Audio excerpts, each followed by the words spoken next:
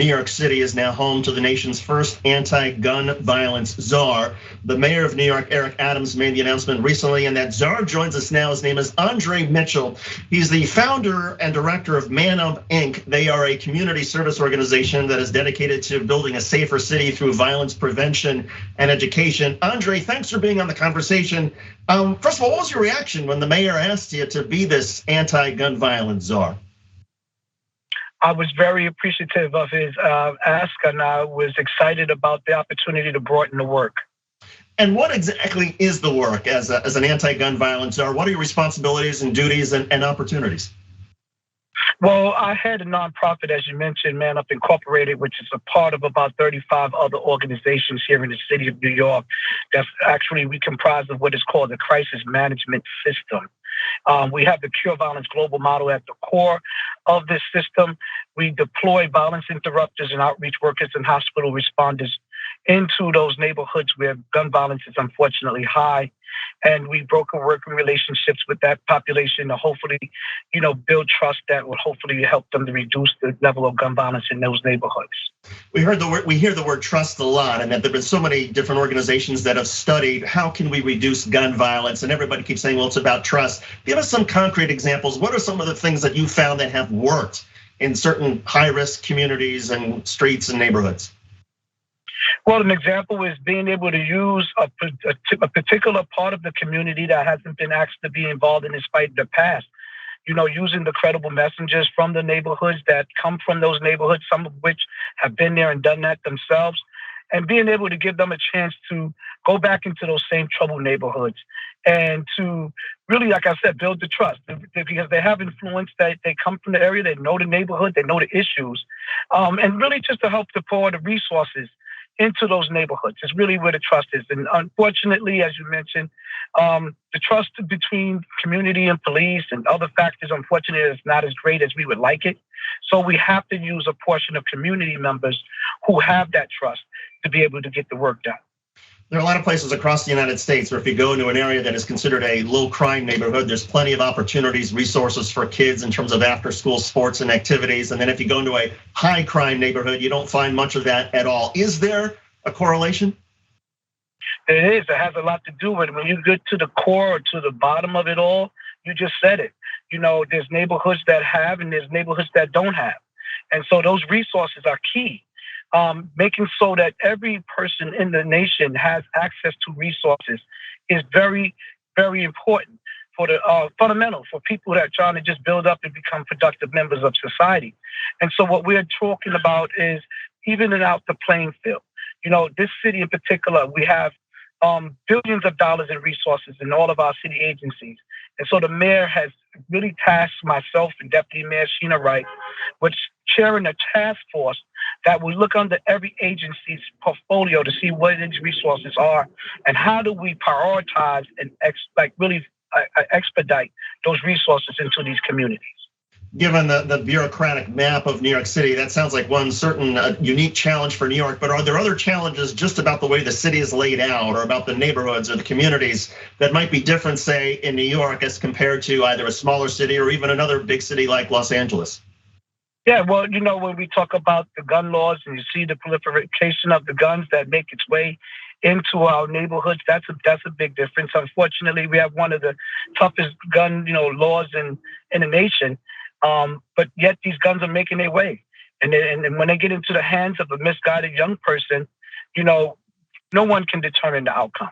And so, yeah, there definitely, there's differences, and we would like to hopefully get, a holistic actually approach to it so that we can reduce the level of gun violence. The organization Man Up Inc. It was founded 20 years ago after the death of an 8-year-old Deshaun Hill, who was killed by a stray bullet on the east side of New York. Tell me a little more about that and what that did to galvanize organizers. Yeah, unfortunately, now, like you said, almost 20 years ago on November 17th, an 8-year-old was shot. His name is Deshaun Hill. Very tragic, and it broke the entire, not only the neighborhood's heart, but it broke the entire city. It was big news. That in itself, it catapulted me and other members of the community to band together to kind of make sure that we can come up with solutions that would hopefully prevent these type of senseless killings that are happening in East New York and other parts of the country. And so now today, 18 years later, we have this institution that's in place. We're doing as many different things as we possibly can. I believe that we are hitting the nail on the head, so hopefully there won't be another day Sean Hill. Are there things over the past 20 years that have surprised you along the way as you've learned more about, violence and gun safety and communities and how people react? What are the surprises and what are the things that maybe didn't surprise you along the way? Well, I mean, unfortunately, in my communities, we got so used to norm. It was unfortunate, like we became desensitized. That was very surprising to me. The fact that we looked at this epidemic as norm, and in fact, it's not. So yes, gun violence is a disease, and we need to treat it as a public health crisis in this nation. And we need to look at it from the same lens as any other disease that is out of control. And how do we really prioritize it? And how do we invest in those neighborhoods? And how do we invest in the people who live in those type of war zones? You mentioned the mistrust between police and the community that they serve, and we've seen countless, videos just over the last 6 months where shots are fired, there's gun violence, police arrive on the scene, and community members don't want to talk to the police because they don't trust the cops. How does any community get over that and rebuild trust and establish some sort of relationship so that there is both information that can flow to the police, but also police can respect the dangers that a community faces from perhaps talking with police? I think one, that community has to take its part up as well. It's a collective effort. One of the things that I promote throughout my work is that community is first and foremost, and they need to be involved, and they are involved. And when community takes ownership of its neighborhood, that's the beginning. Unfortunately, in certain precincts here in the city of New York, there's certain hot spots where, unfortunately, the deviant behavior is the minority, but because of the social medias, it appears as the majority. And so we have to begin first with, honoring the community and the respect of the community and being able to extend our hands by using community members in the fold. And I believe that's where the trust begins. Are community members and police, there's this whole sort of tension right now over people who have cameras, right? We wouldn't know about Eric Garner or wouldn't have known what happened in Minnesota had it not been for somebody brave enough to have a camera to say, I'm gonna record the police because they're doing something wrong. Are police, in your estimation, doing a better job of sort of embracing and appreciating that transparency is helpful for all of us?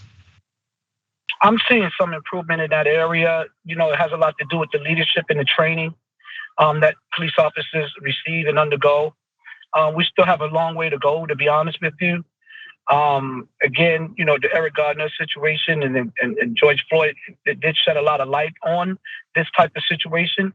But again, we have to, make sure that people come into neighborhoods of color, mostly, and respect those communities and, go in there with an open heart and open mind as it relates to how we want to better protect and serve them. Andre, what would you say are the greatest challenges to trying to reduce, gun violence and to make our streets and communities safer? Well, I would tell you first, I mentioned earlier, the accessibility to guns, the way that they are illegally flowing into these neighborhoods and the access, that is definitely a big challenge because the more that we try to convince community and make them aware that this is, this is not good for you, they seem to have more guns than they have an opportunity, more than a job opportunity and an education opportunity. And also getting the community at large, the nation at large, to prioritize it. Unfortunately, it goes away in between high profile shootings, mass shootings at school, but it's the in-between work. We need to keep this as a priority in the city and in this country. And as a czar, there's now accountability that people are going to have with you in sort of a government position. How do you determine success? What are the metrics that you are looking for in terms of figuring out whether or not the impact is positive or not having any sort of impact at all? Well, I think being at the chair, like I said, I co-chair a task force that the mayor has put together, a gun violence prevention task force. That's one. We're sitting down with all of the commissioners and first deputy mayors and other high-ranking officials in the government to get them to understand the community needs. These neighborhoods that we have based on data know that they have been historically underserved, and being able to make sure that the resources make its way into those neighborhoods. It's my job. And so that's what I'm looking forward to, making sure that that type of accessibility to the resources are real. For people who are watching this, there may be some misperceptions about gun violence. There are a lot of people who think, oh my God, I need to worry the most about a mass shooting, somebody who's gonna run around New York and kill, a dozen people. But the data would suggest that actually most of the gun violence is more sort of individualized than that. Do I have it correct? Yes, it's so unfortunate that the gun violence is a lot less. It's not like that's what most people think. It's more individualized. It's on a case-by-case basis. Unfortunately, it has a lot to do with interpersonal, relationships and disputes, and then they lead into other areas. And so, yeah, we need to really look at this thing a little bit more carefully. And more importantly, it's at the core of the communities. It's poverty, and if we can address the poverty issue, eventually we will be able to hopefully build back safer and cleaner and peaceful communities. And for parents out there, regardless of whether they're in a big city like New York or a small town, for parents who are worried about their kids and what may happen with gun violence, what can parents do? What can families do to try to help solve this? I think what parents and what communities and families need to do is band together. I always said that there's more of us than it is of anyone else. And we need to coalesce. We need to come out. We need to speak out. We need to reach out to the community-based organizations, the clergy. There's a whole lot of people on the ground that is willing to get involved.